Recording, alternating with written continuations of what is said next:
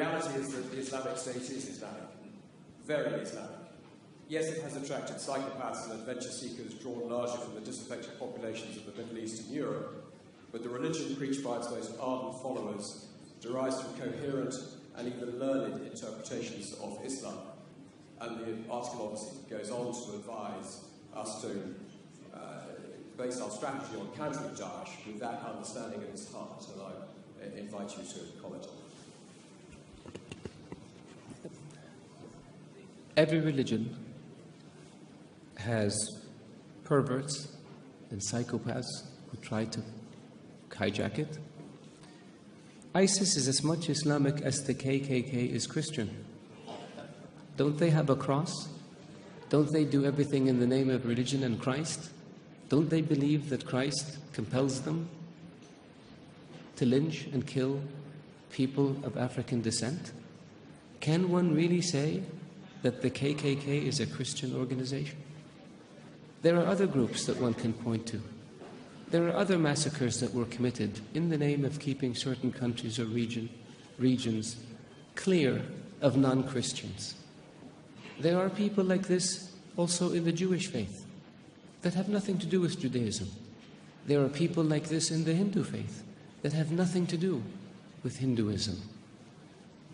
For anyone to argue that Daesh is Islamic is preposterous. In the Islamic faith, the Quran reveals that you have your faith and I have my faith. And you're free to practice your faith and I'm free to practice mine. What greater sign of tolerance and acceptance do you have than this? In the Islamic faith it says, he who kills an innocent soul is as if he has killed all of humanity.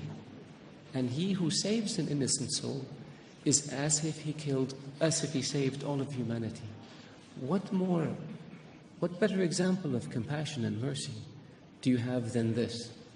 So if you look at what Daesh says and you say it's in the scriptures, doesn't the Old Testament say an eye for an eye and a tooth for a tooth?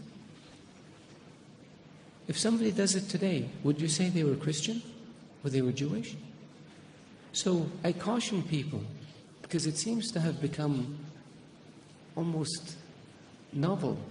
Not novel, it's become the flavor of the day to try to read things into Daesh or into Islam that are not there. The Islamic religion and Islamic civilization was the civilization that preserved the history of Greek and Rome and passed it on to the West. Western civilization would not exist without the Islamic Arab civilization. The Islamic civilization and the Islamic Arab civilization was the civilization that connected China with Europe.